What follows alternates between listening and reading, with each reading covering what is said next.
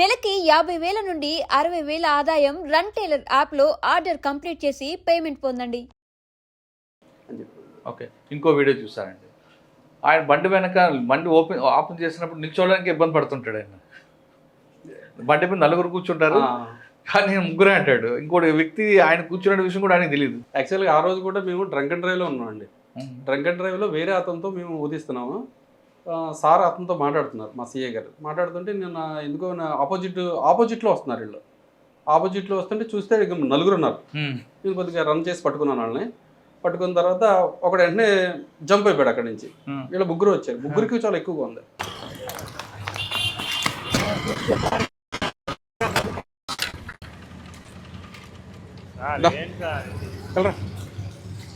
పెద్ద మనుషులు అంటే మీరు నలుగురుని మేము అది కాదు, హెల్మెట్ పెట్టుకోకపోతేనే 35 రూపాయలు చలాన్ కొడుతున్నాం. ట్రిపుల్ రేటింగ్ అయితే అసలు వదలలే. మీరు నలుగురు వెళ్తున్నారు ఏకంగా బండి మీద, అది కూడా ఆల్కహాల్ తాగి మందు తాగి నలుగురు కూడా డ్రైవ్ చేస్తున్నారంటే మీరు మామూలు పెద్ద మనుషులు కాదు. మీరు తాగాడు, ఈయన తాగాడే నువ్వు తాగావా? ఈయన తాగాడే నువ్వు తాగావా? ఆయన తాగాడని నువ్వు తాగా, ఈయన తాగాడే ఈయన తాగాడు. చెయ్యేస్తే చెయ్యి నా చెయ్యి నలుగురు వెళ్ళే సార్. నాలుగు రన్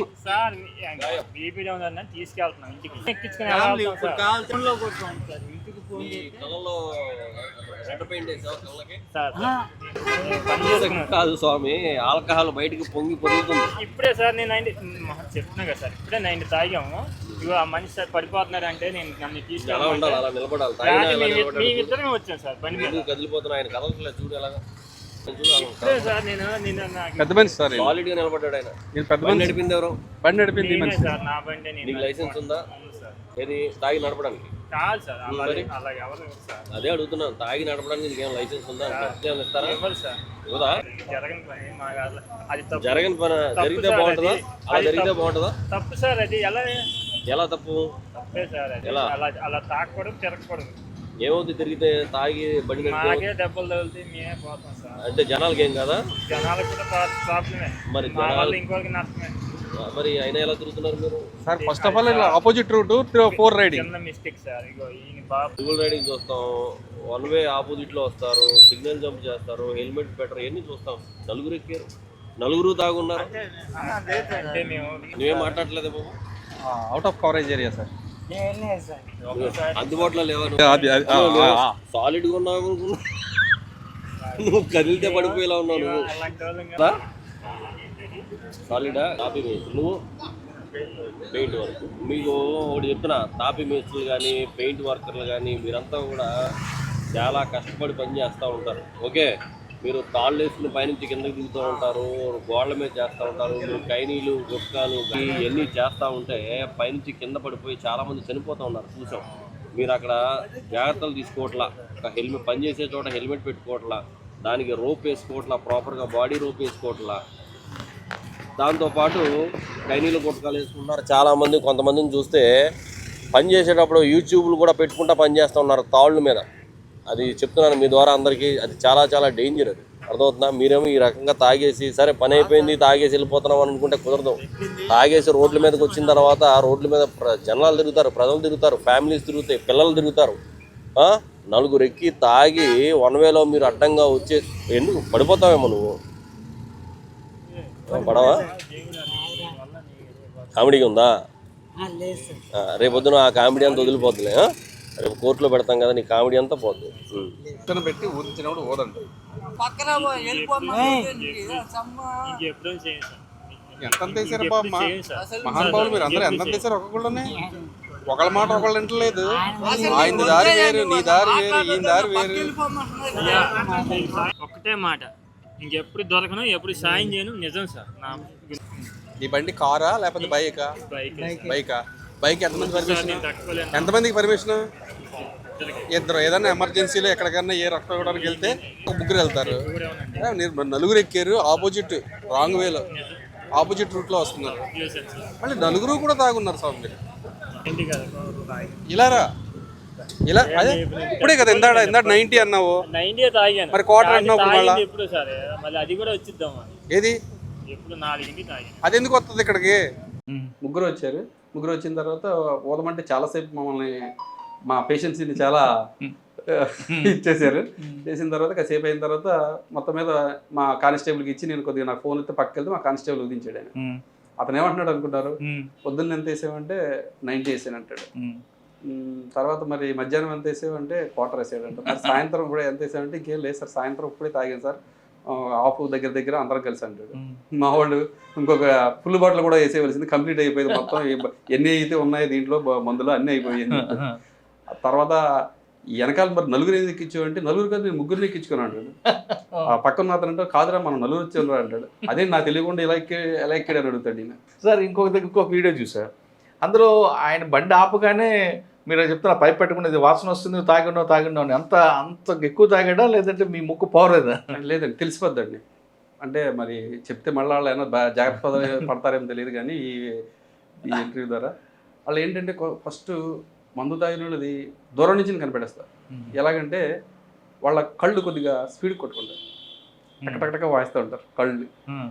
తర్వాత ఇప్పుడు బండి మీద ఉన్నారు అక్కడ ఆఫ్ చేశారు అనుకో, వాళ్ళు ఇలా కాకుండా కొద్దిగా మళ్ళీ ఇలా వంగిపోతూ ఉంటారు, వంగిపోతారు. తర్వాత వాడి యొక్క చేష్టలు కూడా కొద్దిగా తెలిసిపోతాయి నాకు. ఆ తర్వాత దగ్గరికి వెళ్తే అక్కర్లేదు పక్కన పెట్టి అంటాను నేను, పక్కన పెడితే అది ఊరితే కంపల్సరీ డంక డ్రైవ్ అయిపోతుంది.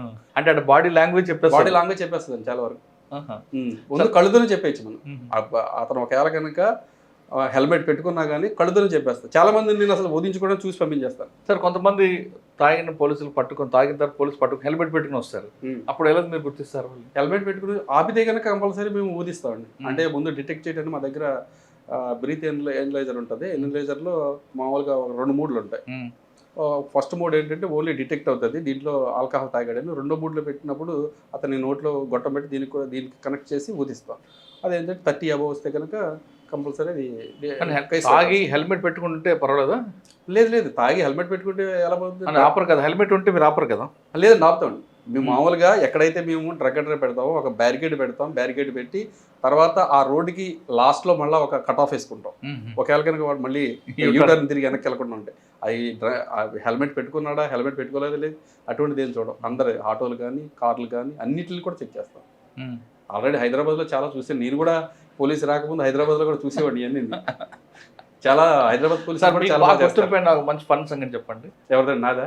అక్కడ మీకు దొరికిన కేసుల్లో ఇదే ఈ మధ్యన మనం చూశారు కదా, ఒక అతను ఆఫ్ చేసి యాక్చువల్గా మేము వెహికల్కి హెల్మెట్ కేసులు రాస్తున్నాం.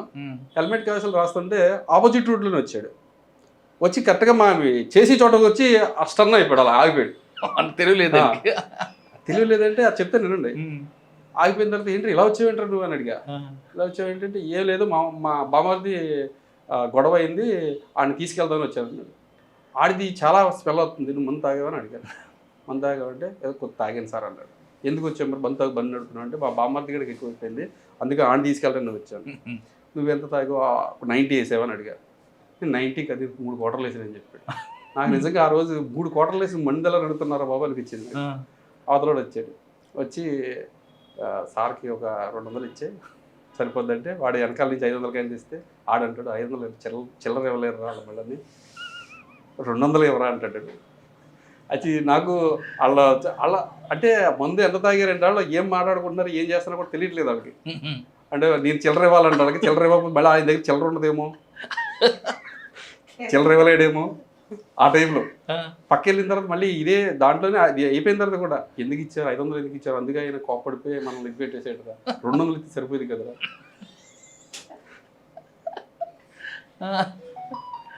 యాక్చువల్గా ఏంటంటే అది ఫస్ట్ ఇంకొక అతను గొడవ అయితే ఈడు వచ్చాడంటే వచ్చి ఇది చేశాడు. తర్వాత మళ్ళీ మీ అమ్మ నాన్న ఇప్పుడు ఇదే పొజిషన్లో వదిలేమంటున్నాడు, ఇదే పొజిషన్లో మీ అమ్మ నాన్న ఎవరో అక్కడ గుద్దేసిన తర్వాత ఆడికి కూడా ఒక 500 తీసుకుని పంపించేస్తావని అడిగాను. సార్ నాకు అమ్మ నాన్న లేరండి. అమ్మ నాన్న లేరు పని, అమ్మ నాన్న లేనప్పుడు ఎలా ఉండాలంటే అది ఏదో సమాధానం చెప్పిన తర్వాత కాసేపిన తర్వాత అంటాడు మా అమ్మగారు కాలు బాల్ వేస్తారు తీసుకురాడు. ఇప్పుడే కదా మరి అమ్మ నాన్న లేరని అంటే అమ్మ కాదు సార్ మామ అంటాడు వాళ్ళని.